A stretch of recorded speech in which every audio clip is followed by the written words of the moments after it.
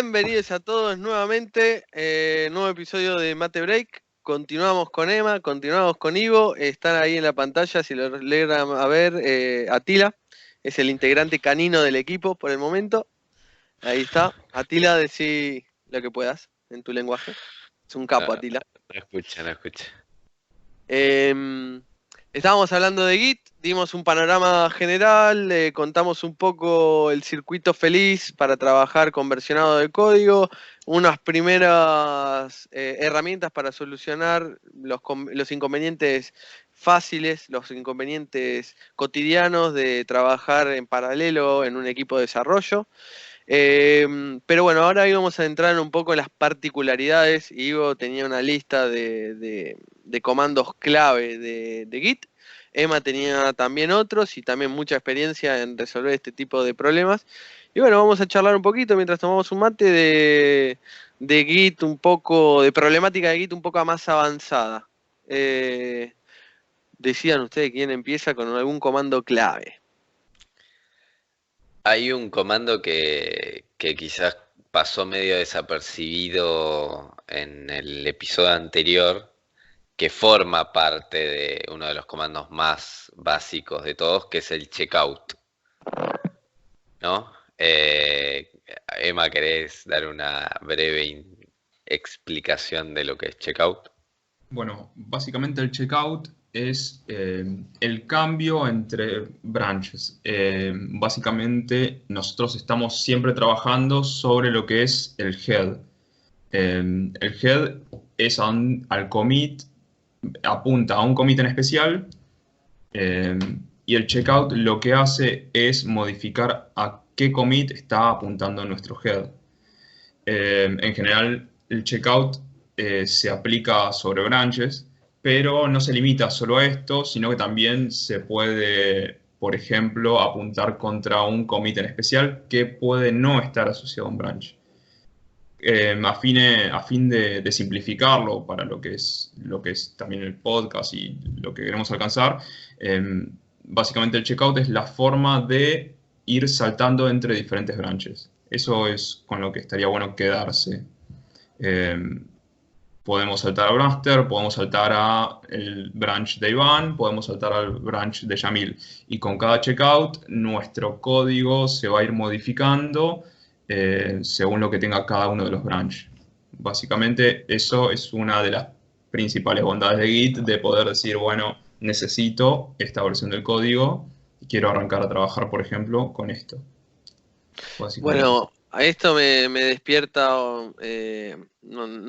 otro comando, otra situación que se puede dar es que estás trabajando en un branch dedicado a errores graves del sistema, que generalmente se mantiene alineado con master. Estás trabajando y por algún motivo tenés que saltar, hacer un checkout, saltar a otro branch para trabajar. Si te agarró en el medio de un trabajo, ¿no? Ahí es donde entra el stash de los cambios. Eh, ¿Lo usás? ¿Podés comentar? ¿No sos de usar stash? Particularmente lo utilizo stash. Stash Sí. es un comando que básicamente a fines prácticos hace una especie de commit o genera una especie de commit, pero básicamente es más como una bolsa, un agrupado de lo que tenemos por commitear, por subir a través de un commit. En general, lo utilizo más que nada para guardar strings de conexión que no están en el repositorio, Sí. o cambios locales que utilizo solo digamos, generar corridas locales. Está bien, que Eh, no te interesa que después, no te interesa hacer un commit de verdad y mandarlo al repo.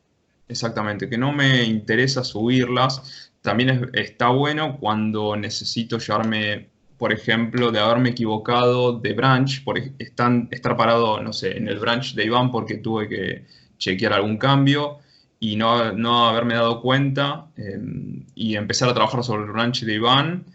eh, y antes de subirlo a través de un commit esos cambios, lo que hago es me genero a través del git stash, me guardo esos cambios, hago un checkout sobre mi branch y a través del stash devuelvo esos cambios, pero sobre mi branch, sin necesidad de hacer nada raro, ni copiar, ni pegar.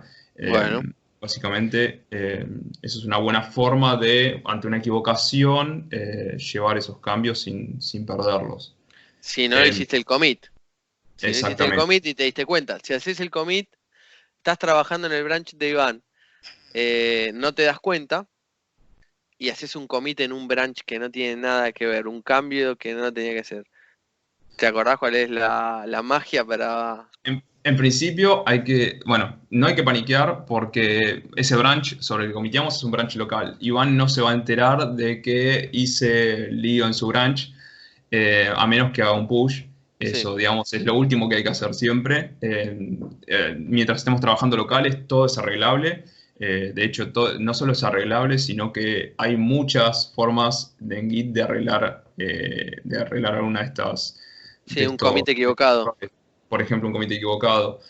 Una buena forma de hacerlo es, por ejemplo, checkouttearnos nuestro branch y utilizar un comando que se llama cherry pick, que básicamente lo que hace es pasándole el nombre del commit, el ya del commit, que básicamente es un código único que tiene cada commit que está dentro del repositorio. Lo que hace es, se trae ese commit que le marcamos y aplica los cambios de ese commit sobre el branch en el que estamos parados. Entonces, Salva vidas, el cherry pick salva vidas.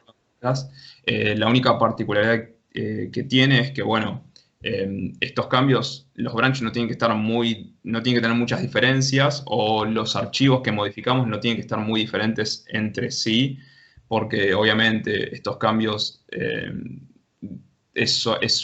básicamente el cherry pick lo que hace es tomar ese commit que no es muy grande, no tiene muchos cambios, y se lo lleva a otro lugar que, si no tiene un contexto parecido o aproximado, puede generar bastantes conflictos o inclusive puede no darle sentido al código. Eh, Muchas veces se utiliza para este tipo de errores, otras veces también se puede utilizar para que una funcionalidad en especial pueda ser llevada bueno, de la misma manera, de un lugar a otro del código. Por ejemplo, que Iván necesite algo que yo desarrollé en mi branch, pero que todavía yo no haya subido a lo que es master. Esa es otra forma de usar el cherry pick. Aislarle en un commit una funcionalidad, cosa de que él la pueda utilizar antes de que llegue a una rama principal, para decirlo de una manera, como es master. Crack. Tirale Eh, otra, Ivo. Hay una una, que es la más una, base, es la base de todas. una cosita más con el cherry pick. Al llevarte vos mis cambios con un cherry pick y al generar un merge entre tu branch y el mío, ese cherry pick no va si bien son los mismos cambios y deberían teóricamente generar un conflicto, no lo deberían generar porque básicamente Git entiende que son el mismo cambio. Entonces, eso está bueno de utilizar el cherry pick. Bueno, era eso solamente, disculpa. No, está perfecto. Uno que es la base de todos. Git clone. Git Nada de clone, lo que hablamos existiría si no hacemos Sí, primero esto. es verdad. lo primero de Saltamos. todo.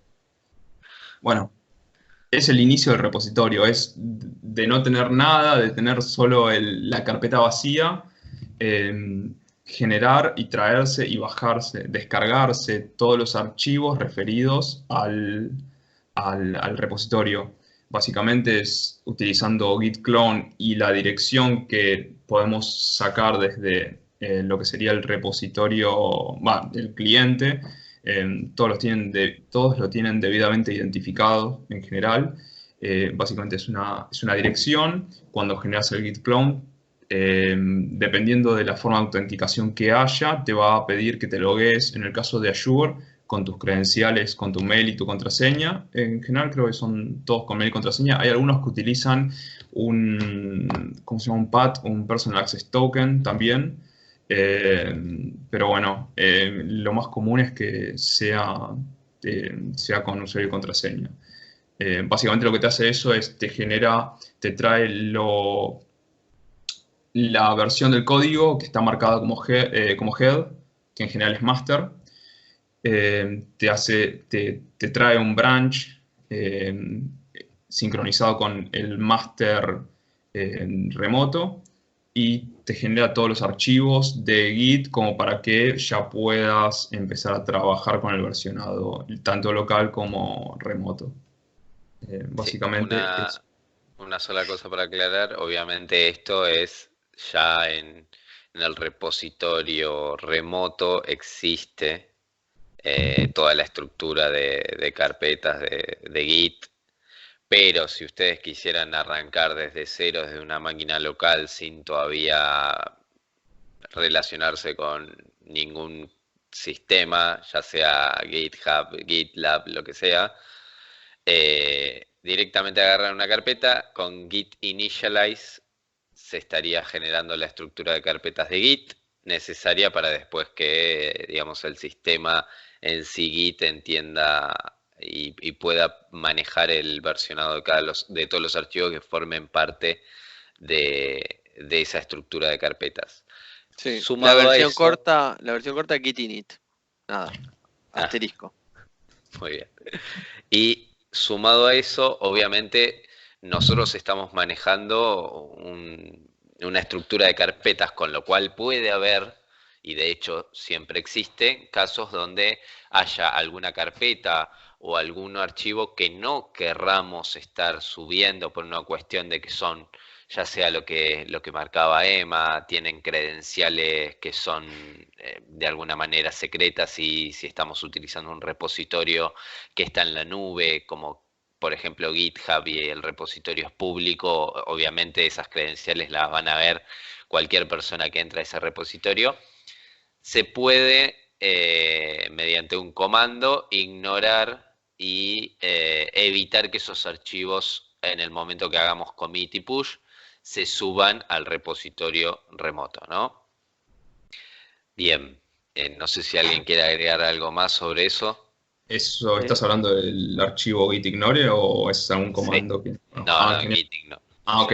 Es un archivo básicamente en el root, en la raíz de lo que es la carpeta, el repositorio. Básicamente es un archivo que se llama .gitignore, todo junto, o gitignore en inglés, en el que básicamente se listan todas las extensiones. En realidad extensiones está mal dicho, serían todos los archivos que no se pueden subir. ¿Por qué digo que extensiones está mal dicho? En general, como buena práctica, o sí, digamos de buena práctica, son extensiones, pero también son carpetas. Uno lo que puede poner en ese archivo básicamente es a través de wildcards.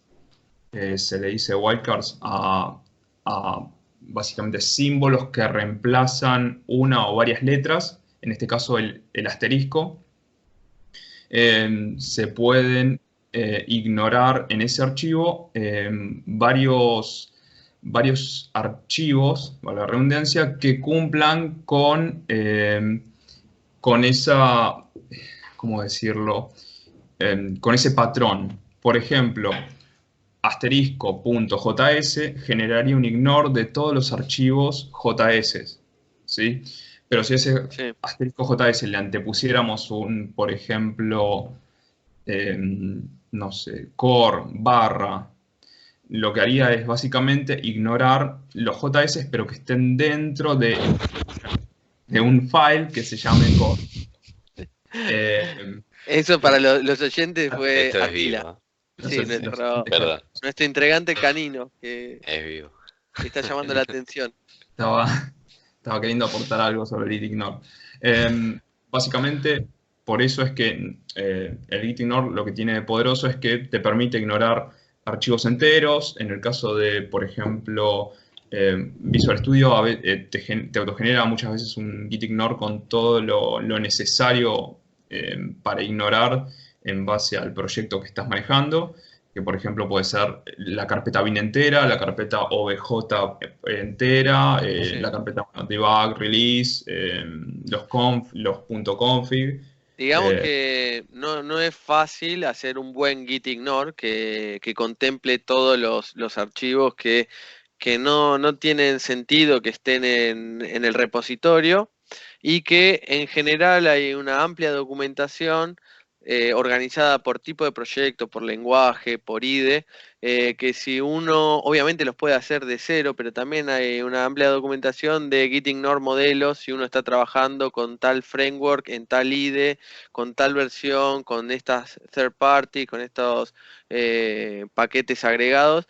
Nada, para que lo sepan, está muy bueno meterse en la documentación que mencionó Emma en el episodio anterior, que es git-scm.com, ahí tenés todo, pero también hay un montón de documentación para, por ejemplo, tomar como modelo un archivo gitignore, meterlo al inicio del proyecto ya en el repo, porque si se mete luego de algunos commits y metieron ya algunos archivos que quisieran evitar tener, después es un problema sacarlos.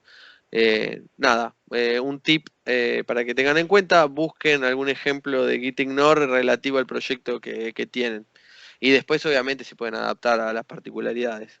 Exactamente. Me gustó igual que me gustó que hayas dicho lo de el git ignore, lo que el git ignore, perdón, que el git ignore vaya al principio, en el initial commit, en el primer commit, por el hecho de que el git ignore es, digamos, no es reactivo, para decirlo de una manera. El git ignore solo funciona para que no se suban archivos, pero si ya hay un archivo subido que cumple con el patrón del git ignore, este archivo se sigue subiendo y se sigue comiteando. Claro. Si haces un cambio sobre ese archivo, se siguen subiendo esos cambios.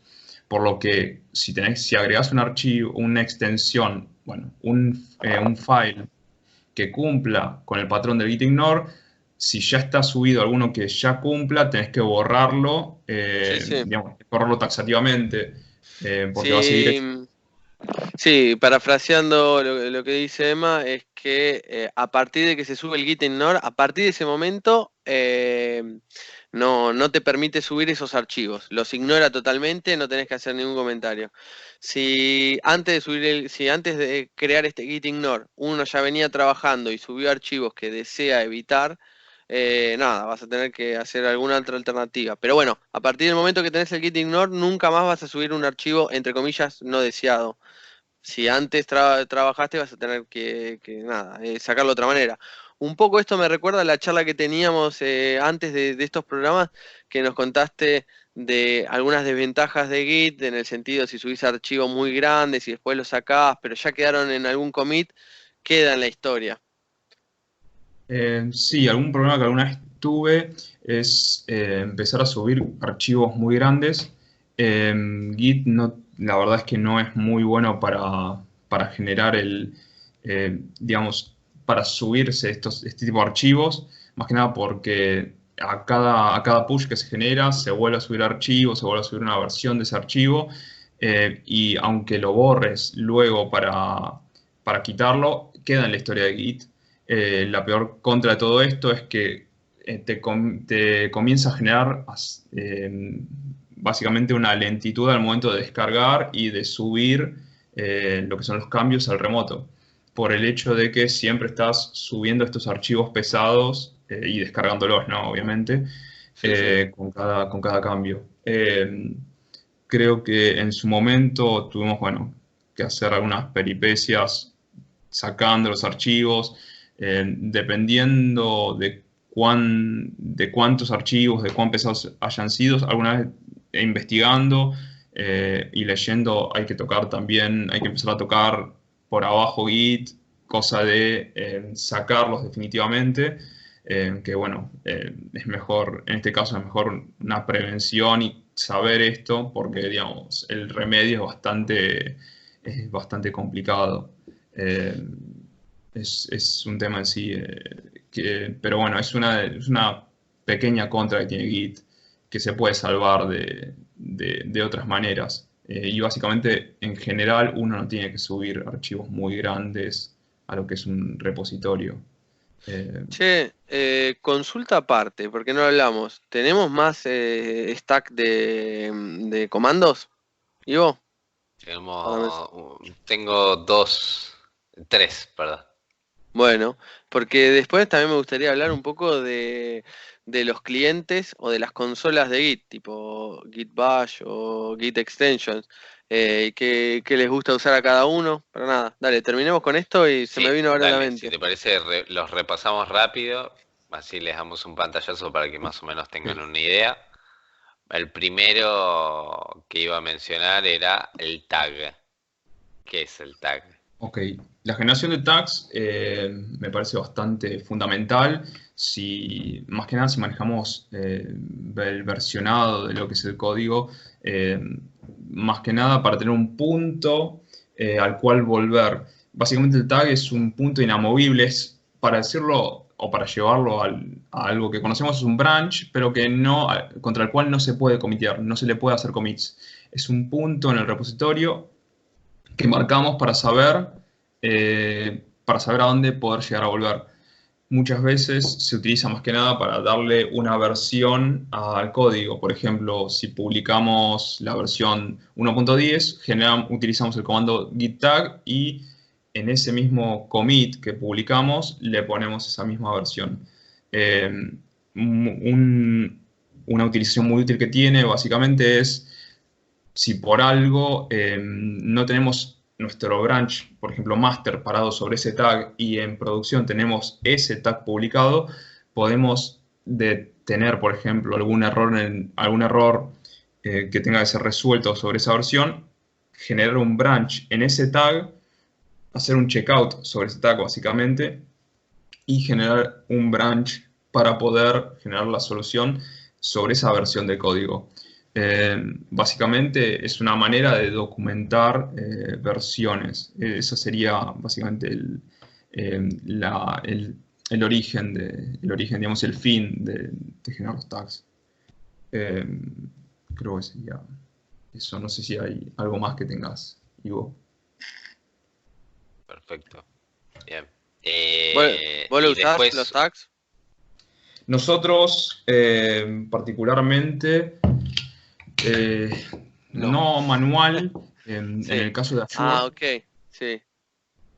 Azure tiene la opción de que al generar un pull request, que es algo de lo que lo que habíamos hablado, no me acuerdo si al principio de este programa o al final del otro, básicamente al momento de subir código a lo que es master, tanto por un pull request o como por un merge manual, al haber una diferencia entre master y el próximo branch al que digamos que se subió, se genera automáticamente un tag. Ahí, bueno, también se le puede decir que genere el tag con, no sé, con el día, se configura. con la hora, con la versión con una versión con un número incremental. Digamos, básicamente es bastante libre lo que se puede poner en el tag. bien, perfecto. Y después si bien conceptualmente forman parte del mismo comando, conceptualmente significan distintas cosas, pese a que el comando en sí es bastante similar. Una es rebase y otra es el concepto de squash. Ok. Básicamente, si bien son parte de un mismo comando, como dijo Ivo, el squash se genera con el comando de rebase. Los conceptos que maneja son un poco diferentes. El rebase lo que hace, o lo que es una manera diferente de generar una manera diferente de generar un merge. Son dos estilos diferentes de fusionar código. Un merge lo que hace básicamente es, en base al timestamp de cada commit, ir apilándolos uno sobre otro ordenadamente, ¿sí? Lo que hace básicamente que los commits, al ser chiquitos, vayan pudiendo resolver fácilmente sus diferencias.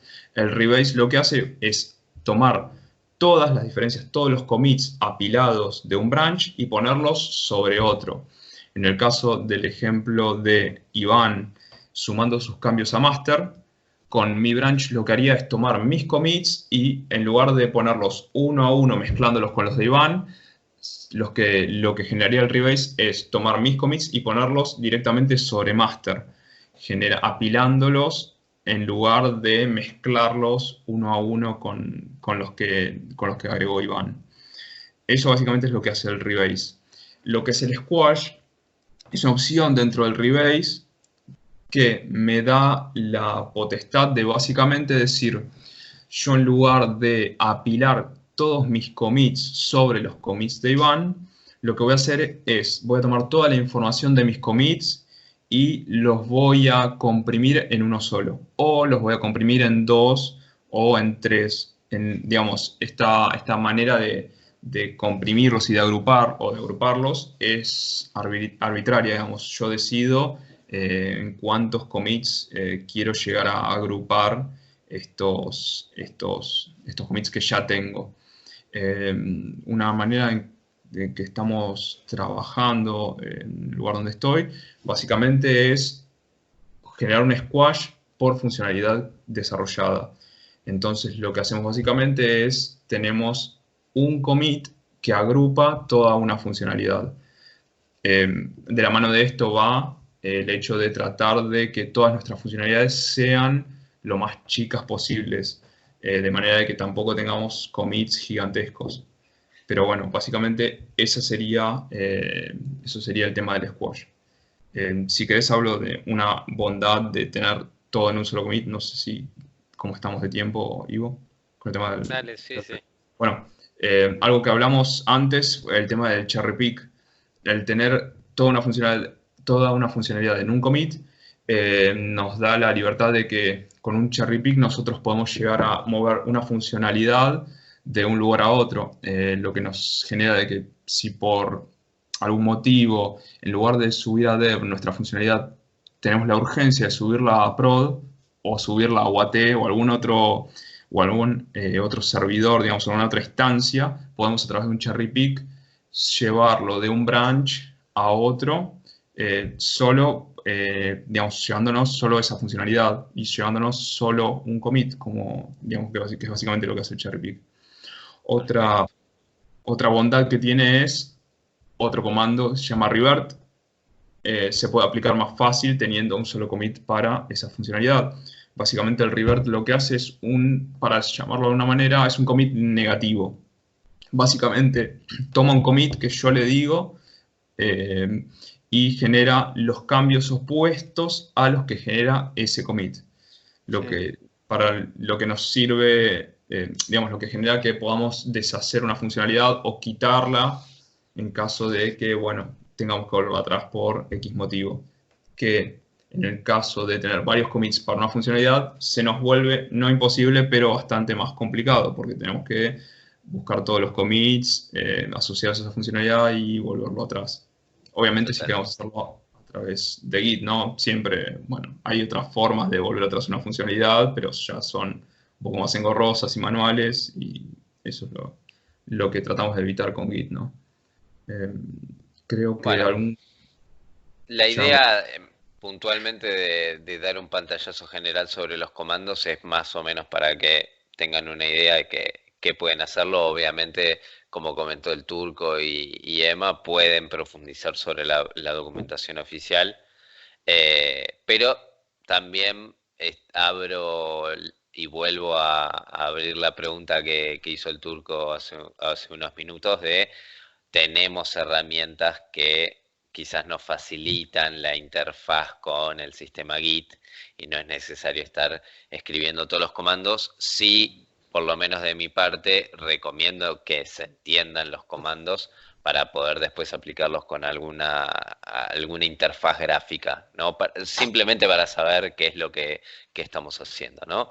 Y en ese sentido, si quieren, vamos y pasamos cada uno a comentar qué herramientas en general utilizan. Sí. Yo utilizo el Git Bash, que no es gráfico, uso la consola. Utilizar la consola, te instalás Git, que es su propia línea de comando, y todos los comandos que mencionó, estuvo hablando Ivo, los escribís ahí. La desventaja principal que tiene es que cuando hay algún conflicto es imposible resolverlo de manera... Bueno, imposible, ya me están mirando mal, pero es muy limitada la información que te da para resolverlo. ¿Y qué Pero usas para resolver conflictos? Bueno, yo estoy trabajando mucho con Visual Studio, entonces viene incorporado en Visual Studio las funcionalidades básicas de Git con algunas ventanas dedicadas y entonces hay una ventana de conflictos donde, como mencionó en el episodio anterior, Emma, de un lado te muestra el código como está en el repositorio original, el código tuyo y en la sección del medio te permite a través de algunos checks o con algunos clics ir eligiendo o directamente escribir cómo querés que quede. Esa es la única desventaja. Después, teniendo a mano, teniendo en la cabeza alguno de estos comandos, me manejo con la consola. La otra cosa que es muy difícil hacer con la consola, que Emma siempre lo tiene ahí, es la visualización de las relaciones entre los branch. Eso también queda de lado y seguramente Emma tiene cuál es el cliente preferido. Pero bueno, les explico. Cuando se trabaja en equipo hay muchas ramas en general, una que parte de master, que se hace un fix, que se hace un nuevo desarrollo, que a través de este nuevo desarrollo se hace otro, y este árbol se hace muy, muy grande, muy frondoso, con muchas ramas, y a veces si uno quiere trabajar o tomar una modificación de otro, ver un ejemplo, te perdés. Con la línea de comandos con los que yo utilizo, me quedo afuera. En ese caso estaba usando Git Extensions, pero la verdad no sé si es uno que utilizo, que tengo en el stack del laburo instalado. Esas son las dos cosas que utilizo. La ventana de Visual Studio, la línea de comandos Git Bash y a veces cuando tengo que hacer un seguimiento de los branch, Git Extension. Basta para mí, basta para todos. Particularmente en mi caso, de arranque, uno tiene que buscar las herramientas que mejor le sientan. Me parece que más que nada, y más en Git, que uno tiene la libertad de buscar tanto open source como otras cosas un poco más trabajadas. Eh, Incluso combinar, como haces vos, Yamil. Particularmente en mi caso, yo arranqué utilizando el Git CMD, que venía también con lo que es la suite de Git. En algún momento leí que le iban a deprecar. Hace poco leí que se habían tirado para atrás esa deprecación, de alguna manera. Y me pasé al Git Bash como vos, que es un poco más colorida y tiene alguna información adicional. Utilizo para el tema del árbol, de visualizar el árbol, lo que es el Tortoise Git, que a mi modo de ver tiene un gráfico, un revision graph, que es bastante útil y bastante gráfico en realidad, que permite además seleccionar tags o seleccionar branches, tanto remotos como locales, y te da la opción de hacerle clic a uno y a otro y generar una comparación así rápida tanto de commits como de cambios. Eso está muy bueno. He utilizado en algún momento el git k, que es un comando de Git, que ya viene como parte de Git, que básicamente hace lo mismo, muestra lo que es el historial. Por Y ejemplo, GitK no la tenía, así que la googleo y después. si ponen, sin lugar de, por ejemplo, en la consola ponen git k, o sea, git, las cuatro letras, G-I-T-K, levanta básicamente el historial de logs, el historial de commits desde el branch que estás parado, digamos, hacia atrás, desde tu head hacia atrás. Eh, está bastante bueno, no tiene que envidiarle a algunas otras herramientas. En algún momento utilicé el Source Tree de Atlassian, Sustre, sí. sí, que creo que es gratuito, te piden que te registres y está bastante bueno. Y después, bueno, como vos, Visual Studio tiene bastante resuelto el tema, más que nada para los conflictos. Sí. De hecho, si Git ya resuelve, no sé, el 95% de los conflictos, Visual Studio le suma un 4% más y te deja lo que es imposible de resolver y te da una herramienta bastante pesada, pero bastante Mm. buena. El Si no, problema que puedo tener ahora es que estoy empezando a ver proyectos en escala y, por ejemplo, utilizan IntelliJ o IntelliJ sería, que es otro IDE. También está bastante bueno, pero para resolver conflictos sacando los IDE, ¿qué se puede usar?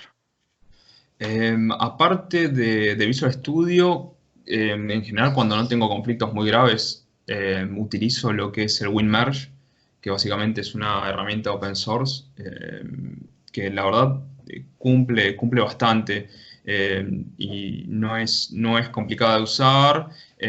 También lo que es el Visual Studio Code está muy buena, está bastante Sí. trabajada también. Y esto básicamente es más propaganda, o alguna vez me dijeron que estaba muy bueno ¿cómo era? Code Beyond, creo que se llama. Me dijeron que está muy Sí, bueno. Code No, Beyond, sí. Code Beyond creo que es. Eh, pero en general no, probablemente no encuentres cosas o conflictos tan graves como para necesitar, digamos, la herramienta de Visual Studio.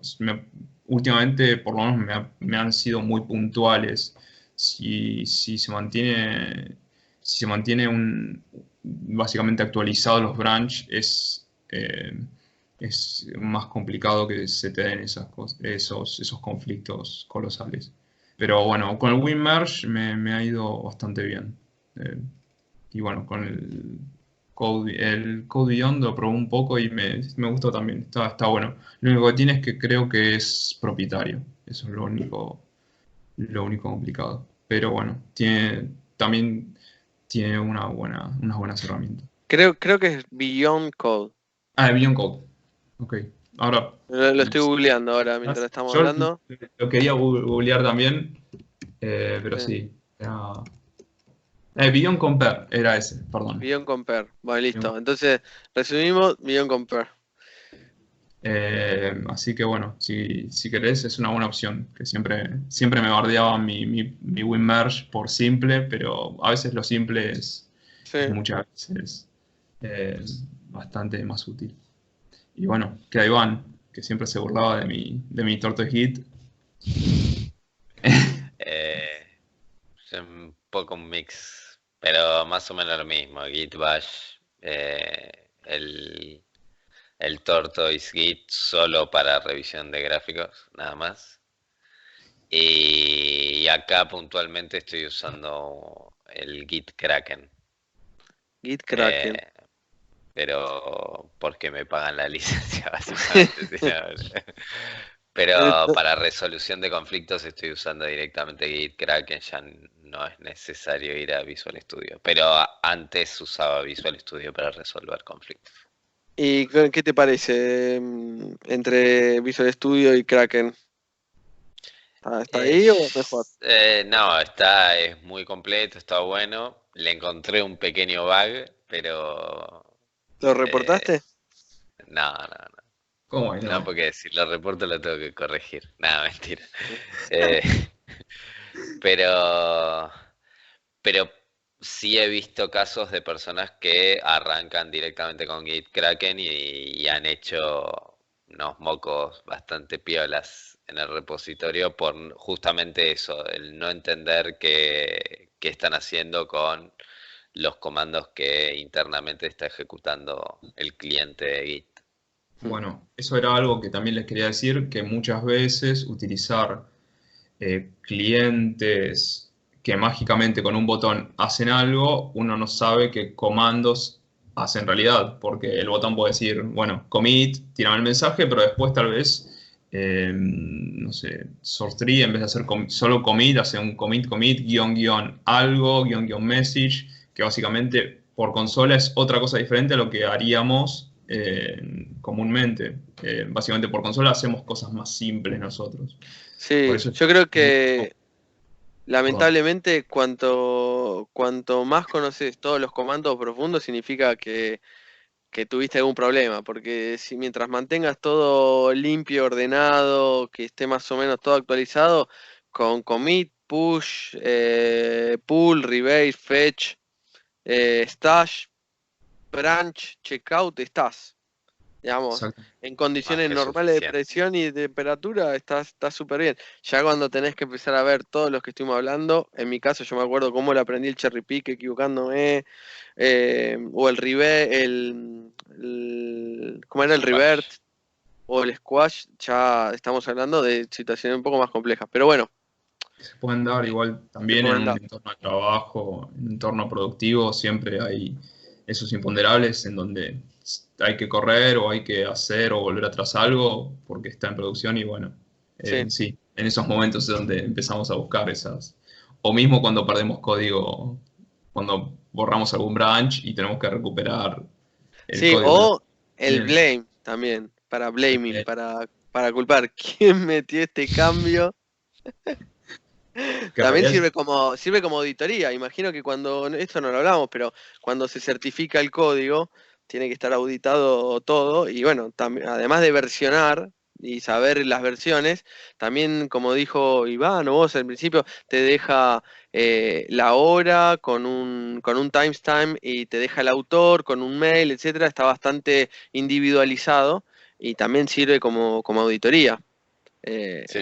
por De eso también, hecho, perdón, dale. de hecho las normas ISO ya con que digas que manejas un sistema versionado en cuanto al desarrollo de software está semi cubierto con eso. Claro. Nada, así que también tener en cuenta que las credenciales de cuando uno hace un commit, etcétera, etcétera, nada, tratarlo con responsabilidad porque uno después es responsable de eso. Eh, Nada, y si algún cambio produce errores, si uno es responsable, está perfecto. El problema es si prestas la clave o lo que sea, y bueno, nada, al margen. Así que no lo hablamos antes, también sirve como auditoría. Y el comando era el blame, creo que te tira quién es el autor de un commit o algo así. el blame tira línea a línea sobre un archivo, quién fue el responsable del cambio sobre una línea en particular. Sí, Eh, El bueno, está último. el último, que en general es el cambio sobre esa línea. Y también, bueno, hablando de auditoría, lo que son los pull requests también son parte de un cierto código cruzado. Digamos, no es llegar al blame, sino que muchas veces se genera una revisión anterior a lo que es sumar código a una rama principal, una rama productiva. Básicamente, muchas veces, o por lo menos personalmente, me han pedido que muestre para auditoría o simulacros de auditoría quién fue el no te emociones, desarrollador. Emma. Perdón, Tomate un mate. es el polvillo de la yerba. ¿Quién fue el desarrollador de de una funcionalidad? ¿Y quién fue el autor o el aprobador de un pull request? Que Claro, básicamente es el control cruzado que pide auditoría. Claro. ¿Quién fue en realidad, todo el camino, ¿no? ¿Quién fue el autorizador del pull request? ¿Quién fue el que testeó en QA? ¿Y quién fue el que deployó en tanto en UAT como en prod? Y básicamente piden que todos sean personas diferentes o que intenten serlo. sí, sí, también podríamos hablar en otro momento de toda esa parte. Bueno, no sé si te queda algún un comando o alguna cosa más. Personalmente creo que Estamos. agotamos la mayoría. Por lo más Bueno, del... nada, estaban las que vos usás para consultar, era git-ssm.com. Habíamos Exactamente. mencionado en el episodio anterior, para el que esté iniciando, digamos, learn gitbranching.js.org. Mencionamos un poco los clientes, las consolas. Creo que, no sé, si queda algo más.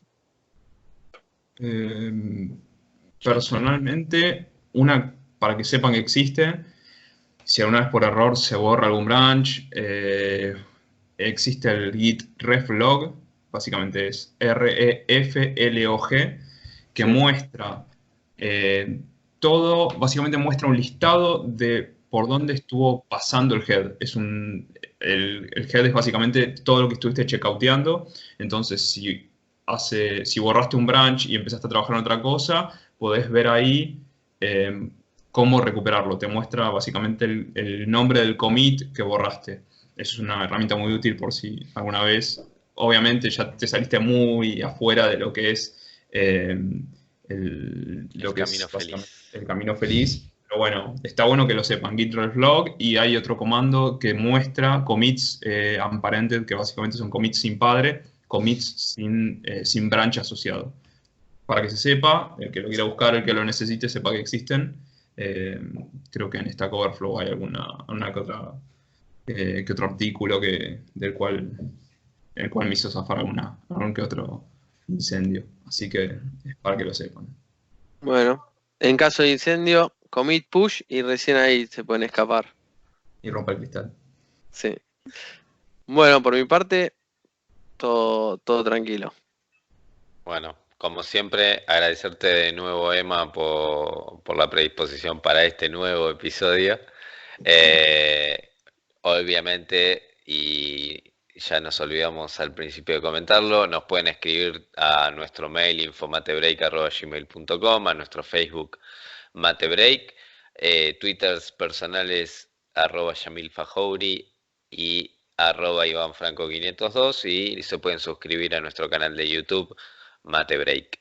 Así que, bueno, si les parece bien, lo damos por terminado el episodio de hoy. Sí, sí.